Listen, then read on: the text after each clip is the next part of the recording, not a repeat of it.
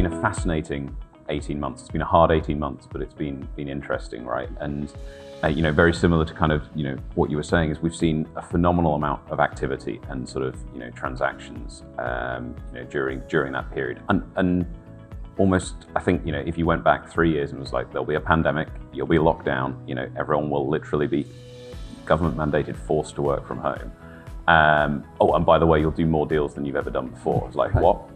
Sorry, that doesn't make any sense. But that's actually the reality we had, right? We closed over 100 deals last year, and that was, everyone across kind of UK M&A, KPMG kind of, doing that. It's 200 plus professionals working on that.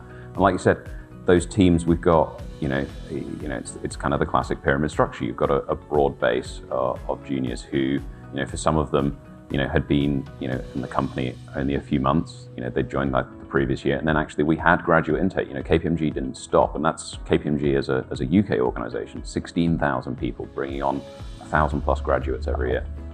But for the M&A, how did we teach them? How did we kind of learn? And it was the use of technology. So deployment of teams, collaborating on that. Daily touch points, and every team every team kind of takes ownership for their people sort of individually. So you'll have teams of 10, 20, 30 people, and like, what are they doing? So for me personally, in the London region where I focus on, we would have kind of a daily coffee catch up where we're on Teams and just sort of chat. And you're talking about not only what are you doing, but also what have you been up to? What TV shows did you watch last night or whatever? But that's kind of the social aspect of it, and sort of, meshing together and keeping that sort of culture running through the whole thing. And that's critical to kind of working hard.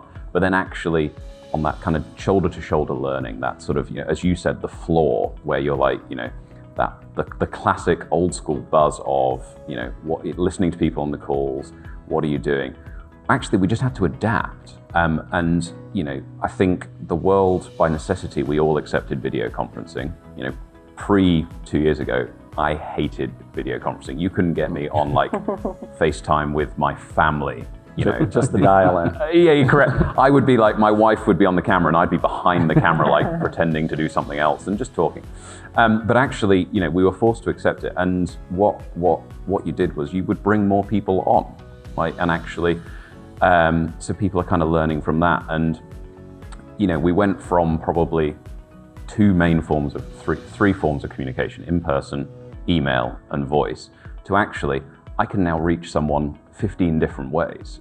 I've got Teams, I've got text, WhatsApp, voice, email, call, video call, and actually just accepting that all of these are valid, all of these work, and what works for one person might not work for another. So, and actually it's just the ease. So kind of encouraging people to do what works for them, and also encouraging proactivity. And one of the things I'm most proud about kind of my colleagues across the country is that proactivity. These, particularly like kind of the graduates, the analysts, they want to learn. They've joined KPMG to do more mid-market transactions than anywhere else in the UK. So they have that hunger, they have that thirst. So, and it's encouraging that, like, if you want to pick up the phone to me, you want to just video chat me, just hit it. That, that's not a pressured invite. I'm literally accepting video calls, constantly, and just having that dialogue and opening it up.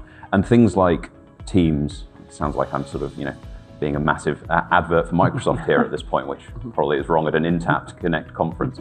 But, it's that kind of seamless collaboration. You're all working on the document at the same time. And actually, if you've got, a project team, 2-3 people, and you're working on kind of, the IM for, selling a founder in business, you can kind of now very easily look at the same page, like, actually, no, do this, like, let's say this, what's the message on here, what are we doing? And actually, if sort of the text chat gets too much, you literally just hit call, and suddenly, everyone who's on it is there and talking. Right. And I think what's been really helpful over the last 18 months is the ability to share that information and have that prevalent kind of information accessible to everyone really quickly, and you're all looking at the same thing.